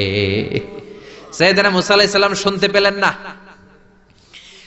ওই মহিলাকে খাওয়ানোর পরে প্লেটের মধ্যে গোশত আর রুটি নিয়ে কসাই যেয়ে বলে, ও ভাই মুসাফির, এই নেন খাবার, রাতের খাবার খেয়ে আপনি ঘুমিয়ে যান, সকালে আপনি যাবেন আপনার পথে, আমি যাব আমার দোকানে। সাইয়েদনা মুসা আলাইহিস সালাম বলে, রাতের খাবার পরে খাবো, আগে বলো ওই মাচার মধ্যে বৃদ্ধা মহিলাটাকে। কসাই বলে, এই মহিলাটা ছাড়া এই পৃথিবীতে আমার কেউ নাই, আমি ছাড়া এই মহিলাটারও আর কেউ নাই। এই মহিলাটা ওই মহিলা যে আমারে 10 মাস পেটে ধরেছে। আল্লাহু আকবার। এই মহিলাটা আমার জনম দুঃখিনী মা, মা ছাড়া আমার কেউ নাই, আমিও ছাড়া আমার মায়ের কেউ নাই। প্রতিদিন আমি আমার মারে গোসল করাই, নিজ হাতে টাওয়াল দিয়ে গা মুছে দেই, তেল মালিশ করে দেই, গোশত রান্না করে রুটি দিয়ে খাওয়াই, আর আমার মা আমার জন্য দোয়া করে। সাইয়েদনা মুসা আলাইহিস সালাম বললেন, বিড়বিড় করে তোমার মা 2 হাত তুলে কি দোয়া করেছে আমারে বলো, আমি তো বুঝলাম না। কসাই বলে, আমার মা প্রতিদিন খাওয়ার পরে খুশি হয়ে যায়, প্রতিদিন খেয়ে দে খুশি হয়ে চোখের পানি ছেড়ে আমার জন্য দোয়া করতে শুরু করে। একটা পাগলা দোয়া, বিগত 20 বছর যাবত আমার আম্মা এই দোয়াটা করে। আমি জানি এই দোয়া কোনোদিনই আল্লাহর কাছে কবুল হবে না। সাইয়েদনা মূসা আলাইহিস সালাম বললেন, ও ভাই বলোই না কি দোয়া করে, আমারে বলো বলো। কসাই বলে, আমার মা বলে, আল্লাহুম্মা জাআল ইবনি জালিসা মূসা ইয়াউমাল কিয়ামাহ। খাওয়ানোর পরে খুশি হয়ে হাত তুলে আমার মা বলে, আল্লাহ আমি আমার ছেলের খেদমতে এত খুশি, আমার ছেলের জন্য আমি হাত তুলে দোয়া করে দিলাম। শুনেছি এই জামানার বড় পয়গম্বর, বনি ইসরাইলের সবচেয়ে বড় পয়গম্বর হলো মূসা। আমার ছেলে কিয়ামতের দিন বিচার শেষে মূসা যখন জান্নাতে যাবে, আমার ছেলেরও মূসা নবীর সাথে তুমি জান্নাতে ঢুকাইয়া দিও। মূসা নবী যখন জান্নাতি হবে, আমার ছেলেরও ঢুকায় দিবা। দোয়া করতে দেরি, কবুল হতে। মূসা আলাইহিস সালাম বললেন, ঘটনা তো এইখানে, কানেকশনটা তো এই জায়গায়। এই কসাই তো এমনি এমনি আমার সাথী হবে না, এটা মায়ের দোয়ার বরকত। চিল্লা এখন ঠিক কিনা? এই জন্য প্রিয় ভাইয়েরা, মায়ের দোয়া ছাড়া, বাবার দোয়া ছাড়া পৃথিবীর কেউ আল্লাহর ওলি হতে পারে না, পৃথিবীর কেউ ভালো মানুষ হতে পারে না, সফল হতে পারে না, ক্যারিয়ার সুন্দর করতে পারে না, নেতা হতে পারে না, ব্যবসায়ী হতে পারে না। জীবনে যারাই সফল, তাদের সফলতার পেছনে মা বাবার দোয়া ছাড়া নাই। বিশ্বনবী মা বাবার আদর পান নাই, জন্মের আগে বাবারে হারালেন। 6 বছর বয়সে মারে হারালেন। মা বাবা ছাড়া ইয়তীম হয়ে বিশ্বনবী বড় হলেন। প্রথমে দাদার কাছে, তারপরে চাচার কাছে ইয়তীম নবী বড় হতে লাগলেন। বিশ্বনবী যখন হুদাইবিয়ার উমরা করতে যাবেন, পথিমধ্যে বিশ্বনবীর মায়ের কবর পড়ল। জায়গাটার নাম ছিল আবওয়া। কি নাম? আবওয়া নামক জায়গায় এসে বিশ্বনবী আল্লাহর কাছে ফরিয়াদ করলেন, আল্লাহ আমি আমার মায়ের কবর জিয়ারত করতে চাই, অনুমতি দেন। বিশ্বনবীর মায়ের নাম কি? তোরা দেখে যা আমিনা মায়ের কোলে, মধু পূর্ণিমারি শেথা চাঁদ দোলে, যেন উষার কোলে রাঙা রবি দোলে। তোরা দেখে যা আমিনা মায়ের কোলে, কুল মখলুকে আজি ধ্বনি উঠে কে লই, কালেমা শাহাদাতের বাণী ঠোঁটে কে লই, পড়ে দুরুদ ফেরেশতা বেহেশতের দুয়ার খোলে। তোরা দেখে যা আমিনা মায়ের কোলে, তোরা দেখে যা আমিনা মায়ের কোলে। চিল্লায় পড়েন আল্লাহু আকবার। বিশ্বনবী মায়ের কবরের সামনে যখন দাঁড়ালেন, 1400 সাহাবাকে নিয়ে প্রত্যেকের গায়ে একটা ইজার, একটা রিদা উমরা করবেন। বিশ্বনবী 1400 সাহাবীদের দিকে তাকিয়ে বললেন, ও সাহাবারা, এই যে সামনে পাহাড়ের ছোট্ট টিলাটা দেখতে পাও, এইখানে আমার মা আমেনার কবর। আল্লাহ আমাকে আমার মায়ের কবর জিয়ারতের অনুমতি দিয়েছে, আমি জিয়ারত করব। কিন্তু খবরদার খবরদার, তোমরা কেউ কান্নাকাটি করতে পারবা না। 1400 সাহাবীকে কান্না করতে নিষেধ করে নিজের মায়ের কবরের সামনে দাঁড়িয়ে বিশ্বনবী ছোট্ট বাচ্চার মতো হাউমাউ করে কান্না শুরু করে দিলেন। বিশ্বনবীর চোখের পানি দেখে 1400 সাহাবা কান্না শুরু করে দিল। বিশ্বনবী সাহাবীদের দিকে মুখ ফিরিয়ে বলে, ও সাহাবারা কাঁদো কেন? তোমাদেরকে না বললাম তোমরা কেঁদো না? সাহাবারা বলল, নবী আপনাকে আমরা আমাদের কলিজার চাইতে বেশি ভালোবাসি। আপনারে যখন আমরা কান্না করতে দেখি, আমাদের দুটি চোখ আমরা আর শুকনা রাখতে পারি না।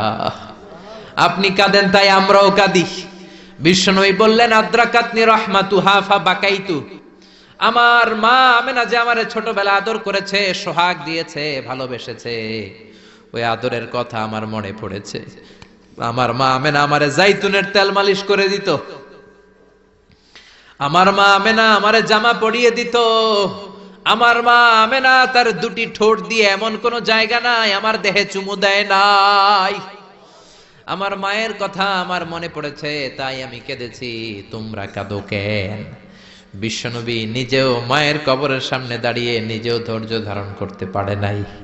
এজন্য মায়ের দোয়া নেয়ার দরকার আছে রাডাই। কানা ইয়াকসিমু লাহমান ফিল জিআররানা। জিআররানা নামক জায়গার মধ্যে বিশ্বনবী কুরবানির গোশত বিতরণ করছিলেন। বিশাল লাইন। কুরবানির গোশত মাঝে মাঝে বিতরণ হয় না, লাইন ধরে লোকজন নেয় না, বিশাল বড় লাইন। এই বিশাল লম্বা লাইনে হাজার হাজার মানুষ। এই লাইনের মধ্য থেকে একজন বৃদ্ধা মহিলাকে বিশ্বনবী আলাদা করে নিলেন, নিয়ে বিশ্বনবী গায়ের চাদরটা বিছিয়ে বসতে দিলেন, বড় একটা গোশতের প্যাকেট দিলেন, মহিলাটাও বিশ্বনবীর মাথায় হাত বুলিয়ে দোয়া করে দিল, চিল্লায় পড়েন সুবহানাল্লাহ।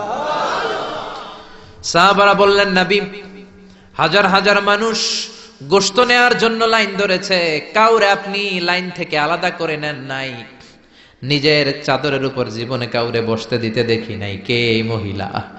বিশ্বনবী বললেন, জন্মের আগে আমি বাবা হারিয়েছি, মাত্র 6 বছর বয়সে আমার মা আমেনাকেও হারিয়েছি, মায়ের দুধ আমি খেতে পারি নাই। যেই মহিলাটাকে চাদরের উপর বসতে দিলাম, এটা হলো এই বনি সাদ গোত্রের হালিমা, যার বুকের দুধ খেয়ে আমি বড় হয়েছি।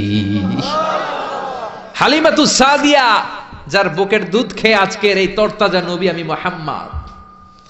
এজন্য মারে পায় নাই, দুধ মারে সম্মান করেছে, দুধ মার কাছ থেকে দোয়া নিয়েছে বিশ্বনবী, চিল্লায় বলেন ঠিক কিনা? এজন্য যুবক ভাইয়েরা যারা আছো, খবরদার, মা বাবার সাথে বেয়াদবি করা যাবে না। আল্লাহ বললেন, আমার 2টা ফয়সালা, 1 নাম্বার ফয়সালা ইবাদত হবে একজনের, তিনি কে? 2 নাম্বার ফয়সালা ভালো আচরণ করতে হবে মা বাবার সাথে। আল্লাহর ইবাদত করা যেমনি ফরজ, মা বাবার সাথে ভালো আচরণ করাও ফরজ, ঠিক কিনা? নাকি মা বাবার সাথে ভালো আচরণ করা, ইহসান করা নফল? হ্যাঁ, মা বাবার সাথে ভালো আচরণ করা মনে হয় অপশনাল না? এটা কি অপশনাল না কম্পালসারি? এটা কম্পালসারি। খবরদার, যদি কোনো বেয়াদবি হয়ে থাকে আজকেই মাহফিলের পরে মা বাবার পা ধরে মাফ চাবো, রাজি আছি আমরা? এজন্য খবরদার, মাতা পিতার সাথে ইহসান করতে হবে। ইসলাম হচ্ছে ইটস এ ব্যালেন্সড রিলিজিয়ন, ভারসাম্যপূর্ণ জীবন ব্যবস্থা। সব দায় দায়িত্ব আল্লাহ আবার শুধু ছেলে মেয়েদেরকে দেয় নাই, মা বাবারও কিছু দায় দায়িত্ব আছে না নাই? জোরে বলেন। রব্বুল আলামিন মা বাবাকেও দায় দায়িত্ব দিয়েছে। ইসলাম বলে, যারা মা বাবা হয়েছো, দাম্পত্য জীবন গড়েছো, ছেলে আল্লাহ দেয়, মেয়ে দেয়, যেটাই দেয় আল্লাহর শুকরিয়া আদায় করার দরকার আছে রাড়াই। মা বাবার প্রথম দায়িত্ব, ছেলে হোক মেয়ে হোক, শুকরিয়া করবে কার? কারণ ছেলে দেয় কে? মেয়ে দেয় কে? ছেলে মেয়ে দুইটাই দেয় কে? আবার কাউকে আল্লাহ নিঃসন্তান বানিয়ে রাখে, মানে ছেলেও দেয় না মেয়েও দেয় না, তিনি কে? জোরে বলেন। রব্বুল আলামিন বলেন, ইয়াহাবু লিমান ইয়াশাউ ইনাসান ওয়া ইয়াহাবু লিমান ইয়াশাউ যুকুর। আমি যারে চাই ছেলে দেই, আমি যারে চাই তারে মেয়ে দেই, যারে চাই ছেলে মেয়ে দুইটাই দেই, আবার যারে চাই ছেলেও দেই না মেয়েও দেই না, এমন লোক সমাজে আছে না নাই? তাহলে বাবা মার প্রথম দায়িত্ব, ছেলে হোক মেয়ে হোক আপনারে খুশি হইতে হবে। কিছু লোক আছে, ছেলে হইলে গ্রামের সবাইরে মিষ্টি খাওয়ায়, মেয়ে হইলে মেয়ে যে হইছে এটা শোনায়ও না, আছে না নাই? বিশ্বনবী বলেন, এগুলো এমন লোক যাদের মধ্যে জাহেলিয়াত আছে। কারণ খয়রুকুম মান বুকিরা বিল উনসা, যেই ঘরের প্রথম সন্তানটা মেয়ে, ওই ঘরটারে বরকত দিয়ে ভরে দেয় কে? জোরে বলেন। 1 নাম্বার দায়িত্ব, আপনি খুশি হবেন, শুকরিয়া করবেন। 2 নাম্বার দায়িত্ব, ছেলে হোক কিংবা মেয়ে হোক, হওয়ার সাথে সাথেই কানের সামনে যে আজান দিবেন, কি দিবেন? আল্লাহু আকবার, আল্লাহু আকবার, আল্লাহু আকবার, আল্লাহু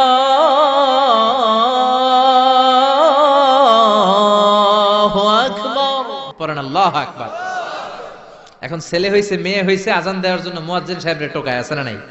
ইমাম সাহেবরে টোকায়, আছে না নাই? বিশ্বনবীর প্রথম নাতিটার নাম ছিল হাসাইন। 2 নাতি তো, বড় জনের নাম হাসান, ছোট জনের নাম হাসান। জন্ম হওয়ার সাথে সাথে বিশ্বনবী ঘরে ঢুকে 2 কানের মধ্যে হাত লাগিয়ে হাসানের কানের সামনে দাঁড়িয়ে বিশ্বনবী নিজে আজান দিয়েছেন। এই জন্য নিজের ছেলে হলে নিজে আজান দিবেন, অথবা আপনার নাতি হইলে দাদা হিসেবে আপনি আজান দিবেন, আপনার ভাতিজা ভাতিজি হয়েছে চাচা হিসেবে আপনি আজান দিবেন। ইমাম সাহেবরে টোকানোর দরকার নাই। একজন মুসলমান হিসেবে সবার ভালো করে আজান একামত জানার দরকার আছে না নাই? তাহলে ছেলে হোক মেয়ে হোক খুশি হবেন, এটা হলো প্রথম দায়িত্ব বাবা মার। যত মায়েরা, আমার মাইকের আওয়াজ যদি আপনাদের কানে যায়, মায়েরা শোনেন, আর বাবা যারা এসেছেন মনোযোগ দিয়ে শোনেন। 1 নম্বরে বাবা মার দায়িত্ব প্যারেন্টিং, এটারে বলে parenting, how to rare up your children, কেমন করে ছেলে মেয়েদেরকে বড় করবেন, এই ব্যাপারে ইসলামে দিক নির্দেশনা আছে না নাই? 1 নম্বরে ছেলে হোক মেয়ে হোক শুকরিয়া কার? 2 নম্বরে ছেলে হওয়ার সাথে সাথে মেয়ে হওয়ার সাথে সাথে আজানের দরকার আছে না নাই? 3 নম্বরে সপ্তম দিনে ছেলে হোক মেয়ে হোক আকিকা দিবেন। ছেলে হলে 2টা ছাগল, মেয়ে হলে 1টা ছাগল। সপ্তম দিনে দিবেন। কততম দিনে? অনেকে কুরবানির সাথে দেয়, কুরবানির সাথে নয়, সপ্তম দিনে দিবেন। এখন দিতে পারেন নাই, পরে কুরবানির সাথে বন্ধুর সময় দেন, ওটা আলাদা কথা, কিন্তু দেওয়ার নিয়ম হচ্ছে, সুন্নাহ হচ্ছে সপ্তম দিন। কততম দিন? বিশ্বনবী বললেন, কুল্লু গুলামিন রাহিনাতুন বিআকিকাহ তুযবাহু আনহু ইয়াওমা সাবিহি। প্রত্যেক বাচ্চাকে আকিকা দিতে হয় তার সপ্তম দিনে, তারপরে ইউসাম্মা ফিহি, সপ্তম দিনে তার একটা নাম রাখতে হয়, তারপরে ইহলাকু রাসুহু, তার মাথা কামিয়ে ফেলতে হয়। ছোট ছোট চুল থাকে না, নিউ বর্ন বেবি, নতুন বাচ্চার মাথায় হালকা হালকা পাতলা চুল থাকে, এগুলোকে আপনি হলক করে দিবেন, শেভ করে দিবেন। তাহলে সপ্তম দিনে তিন কাজ। এক নম্বরে আকিকা, এক নম্বরে কি? সবাই বলেন, এক নম্বরে দুই নম্বরের নাম রাখা, দুই নম্বরে কি? কি নাম রাখবেন? Brush fire. এক ভাতিজার বাড়িতে নাকি চাচা আসছে বেড়াইতে, তো ভাতিজা আপ্যায়ন করাইতেছে। চাচা কয়, কতদিন পরে তোমার সাথে দেখা, তোমার ছেলে হইছে একটা, মেয়ে হইছে একটা, আমি তো চিনি না, ডাক দাও না। ডাক দিছে ব্রাশ ফায়ার। চাচা মনে করছে আসল ব্রাশ ফায়ার, এটা মনে করে চাচা দিছে দৌড়। ভাতিজাও চাচারে ধরার জন্য দৌড়, চাচাও দৌড়ায়, ভাতিজাও দৌড়ায়। চাচা কয়, ভাতিজা বয়স আমার 70-80, তুই আমার ব্রাশ ফায়ার করিস না। ভাতিজা বলে, চাচা এটা ওই ব্রাশ ফায়ার না, আমার ছেলের নাম ব্রাশ, মেয়ের নাম ফায়ার।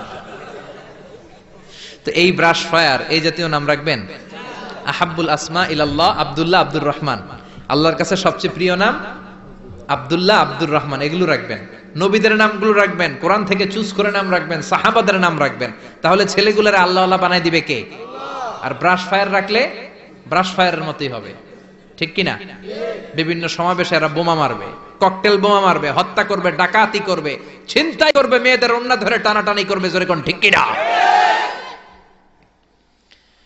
এজন্য সপ্তম দিনে তিন কাজ। এক নম্বরে আকিকা করা, কি করা? দুই নম্বরে নাম রাখা, কি রাখা? তিন নম্বরে মাথার চুল ফেলে দেয়া, কি করা? তারপরে ইসলাম বলে 2 বছর ছেলে হোক মেয়ে হোক দুধ খাওয়ানোর ব্যবস্থা করবা। কোরআনের মধ্যে এই আদেশ আছে না নাই? ওয়াল ওয়ালিদাতু ইউরদি'না আওলাদাহুন্না হাওলাইনি কামিলাইনি লিমান আরাদা আন ইউতিম্মার রাদাআহ। ছেলে হোক মেয়ে হোক 2 বছর দুধ খাওয়াবা। অনেক মা আছে দুধ খাওয়ায় না, ফিডার খাওয়ায়, বডি ফিটনেস নষ্ট হয়ে যাবে, এরকম মা আছে না নাই? দুধ খাওয়াতে চায় না, ফিডার খাওয়ায়, ল্যাকটোজেন খাওয়ায়, সিরিয়ালাক খাওয়ায়, ডানু খাওয়ায়। ডানু কি খাওয়ায়? তো এই জন্যই তো বলায় তোমার বৃদ্ধাশ্রমে দিয়ে আসে। ওই যে দুধ খাওয়ায় না, যে তুমি ছোটবেলায় কষ্ট তো সহ্য করেন না, আপনার বৃদ্ধাশ্রমে দিবে না তো কোথায় দিবে? মায়ের যে শাল দুধটা, বাচ্চা জন্ম নেওয়ার পরে যে শাল দুধটা আসে, এটার মধ্যে যে কত ধরনের পুষ্টিগুণ আছে, ফুল অফ নিউট্রিশন, খুব উন্নত মানের রিচ নিউট্রিশন দিয়ে আল্লাহ এটাকে তৈরি করেছে। আপনার বিভিন্ন ধরনের রোগের প্রতিষেধক ভ্যাকসিন আল্লাহ এটার ভিতরে ঢুকিয়ে দিয়েছে। এটা যে খায় না, তার মেধা শক্তি খুব দুর্বল, তার কোনো মেধাই নাই, মনে রাখতে পারে না কিছু, সব ভুলে যায়। আমি আমার মায়ের দুধ খাইছি মাত্র 2.5 মাস, এজন্য আমি কিচ্ছু মনে রাখতে পারি না, সব ভুলে যাই। বাস্তব কথা। আপনি মায়ের দুধ যদি কেউ 2 বছর খায়, টানা 2 বছর খেতে পারলে তার মেধা হবে প্রচন্ড মেধা। এই ছেলে ইনফেরিয়রিটি কমপ্লেক্সে ভুগবে না, ইনসেফটিতে ভুগবে না। অনেক মায়েরা অসুস্থ হয়ে যায়, এজন্য খাওয়াতে পারে না, সেটা ভিন্ন ব্যাপার। আমিও খেতে পারিনি অসুস্থ হওয়ার কারণে, কিন্তু ছেলে অসুস্থ, মেয়ে অসুস্থ, মা অসুস্থ, 2 বছর আপনি দুধ খাওয়াবেন, ঠিক কিনা? যদি দুধ না খাওয়ান তাহলে ছেলে মেয়ের হক নষ্ট করলেন। অনেক মা খাওয়াতে চায় না, আছে না নাই? যারা বলেন আছে না নাই? কিন্তু অসুস্থতার কারণে যদি কেউ না খাওয়ায় সেটা ভিন্ন ব্যাপার। এজন্য প্রথম দায়িত্ব হলো শুকরিয়া করবেন আল্লাহর, ছেলে হোক মেয়ে হোক।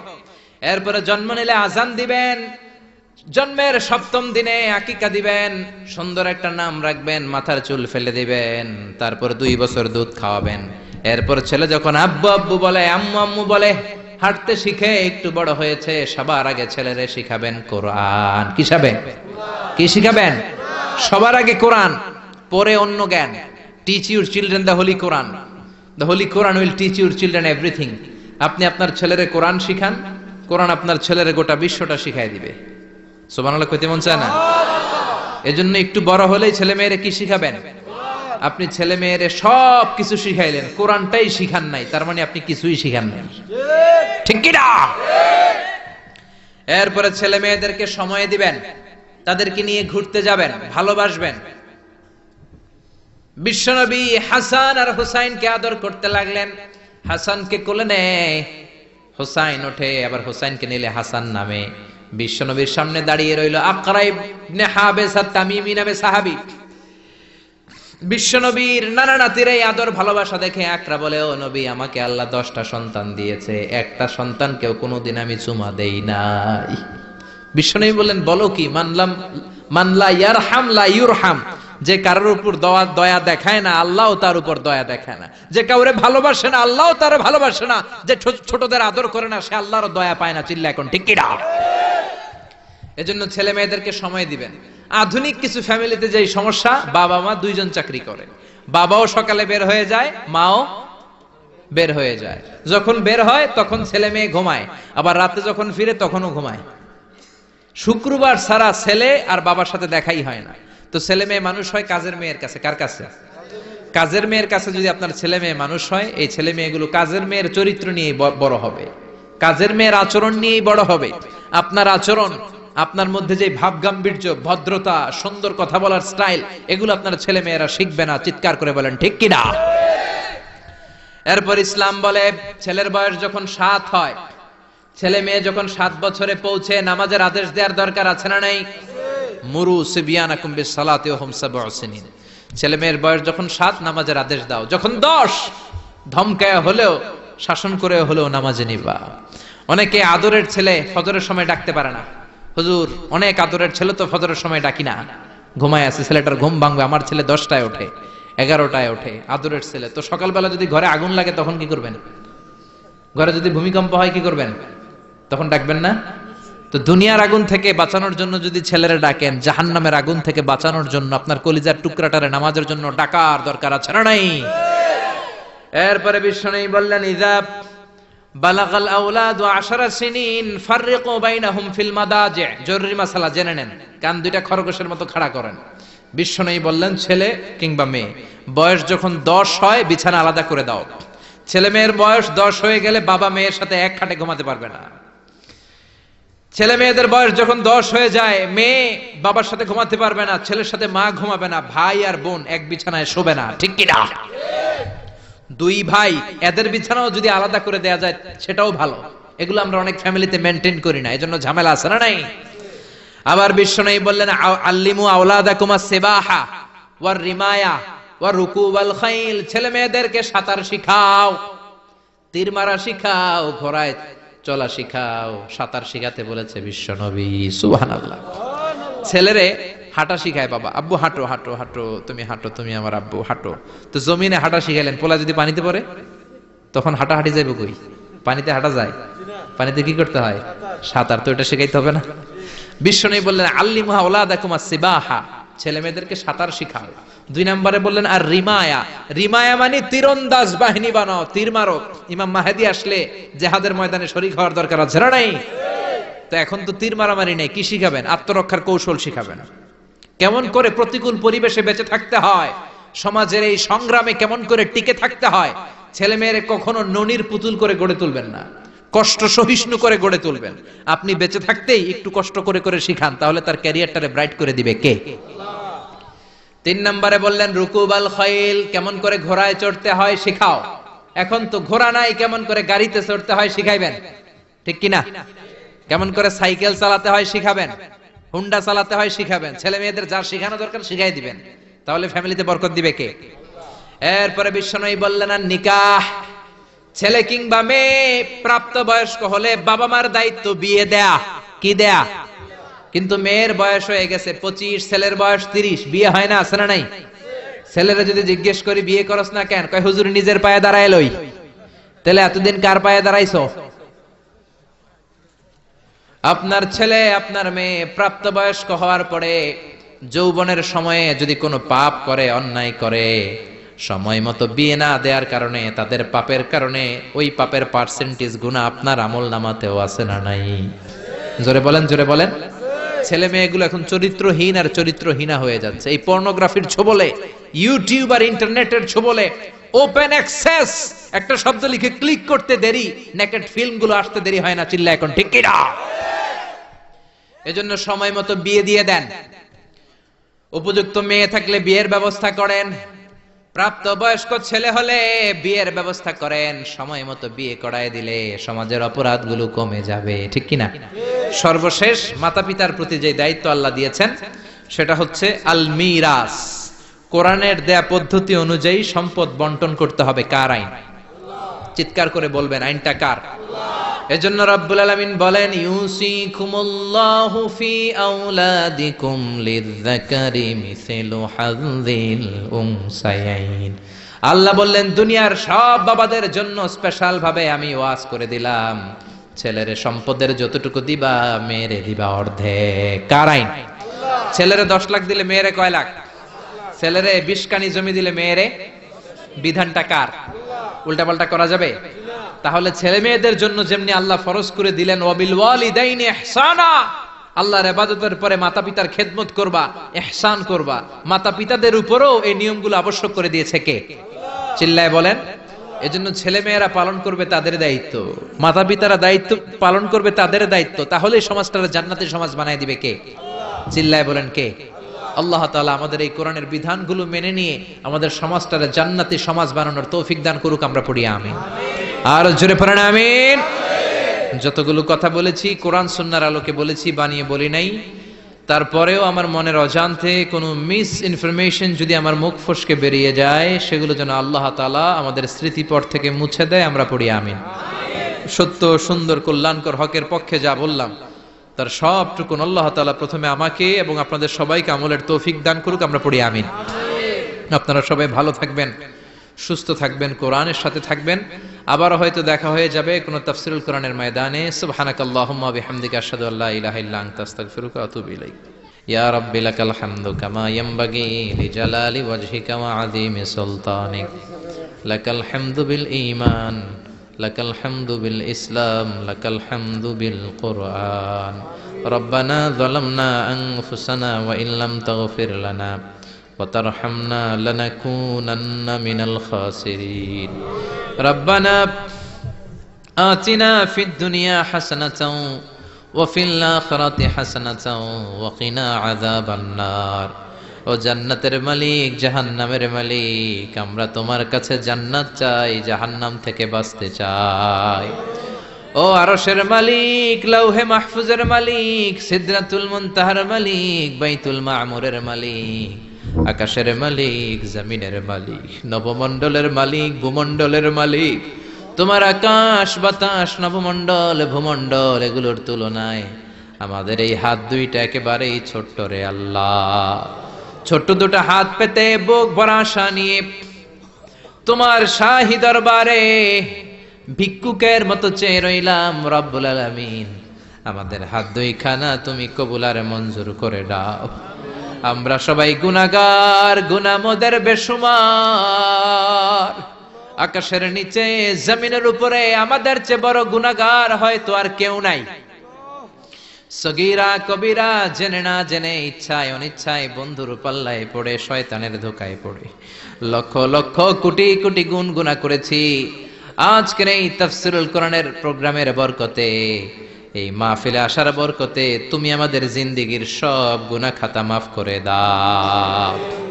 আমার প্রবাসী ভাইয়েরা আজকে মাহফিলের জন্য অনেক প্রচেষ্টা করেছে, আল্লাহ তাদেরকে তুমি কবুল করে নাও। দেশের বাইরে আমার যে প্রবাসী ভাইয়েরা আছে, রব্বুল আলামিন সমস্ত বালা মুসিবত থেকে তাদের হেফাজত করো। রব্বুল আলামিন আমার কোন ভাই কোন মাকাসেদ নিয়ে, কোন জ্বালা যন্ত্রণা নিয়ে হাত তুলেছে আমি জানি না, তোমার জানার বাকি নাই। আমার ভাইদের মনের সব নেক মাকাসেদ তুমি পূরণ করে দাও। রব্বুল আলামিন সূরাত বনী ইসরাঈলের আলোকে তোমার দুইটা ফয়সালার কথা আমরা জানতে পারলাম। শুধুমাত্র কেবলমাত্র একমাত্র ইবাদত হবে তোমার, আর কারো ইবাদত করা যাবে না। তোমার ইবাদত করতে করতে করতে করতে যেন আমরা মৃত্যুর কোলে ঢলে পড়তে পারি, তৌফিক দাও।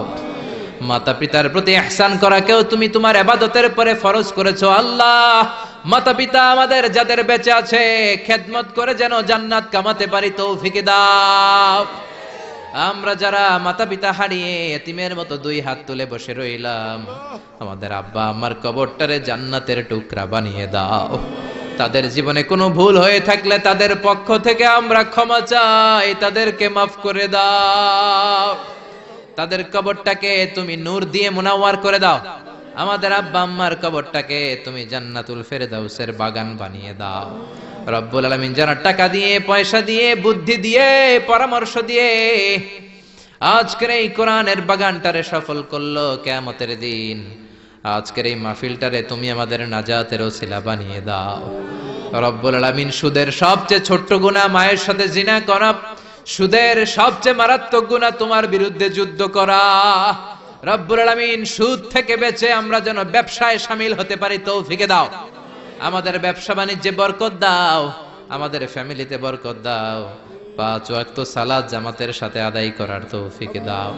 রব্বুল আলামিন যতদিন বাঁচি কোরআন সুন্নাহ মেনে চলে যেন জীবনটারে গড়তে পারি, তৌফিক দাও। আমার বাংলার জমিনের 56,000 বর্গ মাইলের প্রতিটা ইঞ্চি মাটিকে কোরআনের ঘাঁটি হিসেবে কবুল করো। যারা হকের কথা বলে, কোরআনের কথা বলে, তাদেরকে তুমি কবুল করো। যারা মাঠে ময়দানে কোরআনের বয়ান করে, আমার ওই ভাইদেরকে কবুল করো। যারা কোরআনের কথা বলতে যে জুলুমের শিকার, তাদের তুমি কবুল করো। যারা হকের কথা প্রতিষ্ঠা করতে যে নিজেদের জীবনটা বিলিয়ে দিয়েছে, তাদের শাহাদাত তুমি কবুল করো। রব্বুল আলামিন আমাদের ছেলে মেয়েদেরকে মানুষের মতো মানুষ বানাও। আমরা যারা বাবা মা হয়েছি, আমাদের উপর যে দায়িত্বগুলো পালনের তৌফিক দাও। আমাদের ফ্যামিলিগুলোর জান্নাতি ফ্যামিলি বানিয়ে দাও।